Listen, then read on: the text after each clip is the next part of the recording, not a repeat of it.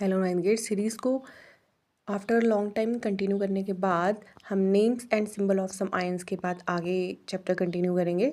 The rules that you have to follow while writing a chemical formula are as follows. तो वो rule जो आपको follow करना चाहिए केमिकल फार्मूला लिखते टाइम पे वो आपको दिए गए हैं।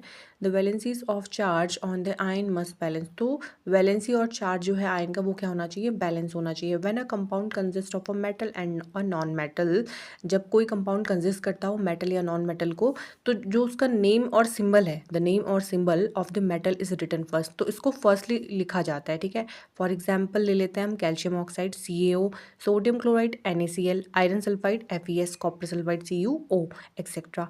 Where oxygen chlorine sulphur are non metal, जिसमें जो आपके ये ऑक्सीजन क्लोरीन सल्फर जो है वो क्या है, नॉन मेटल है, और उनको कहाँ लिखा गया है, राइट साइड लिखा गया है। ठीक है, और दूसरी तरफ बात करें where calcium sodium iron and copper are metals, तो ये मेटल्स है तो इनको कौन सी साइड लिखेंगे, हम लेफ्ट साइड लिखेंगे।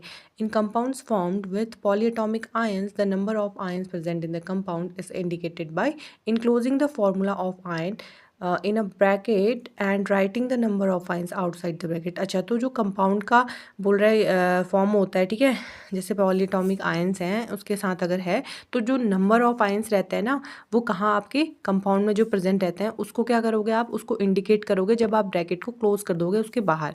ठीक है, फॉर एग्जाम्पल जैसे एग्जाम्पल ले लो MgOH का होल ट्वाइस है यहाँ पे, मैग्नीशियम हाइड्रोक्साइड बोलते हैं इसको। ठीक है, तो इस केस में क्या है, जो आपका नंबर्स हैं वो बाहर रिप्रेजेंट है। ठीक है, MgOH का whole twice. In the case of number polyatomic ion is 1, the bracket is not required. For example NaOH,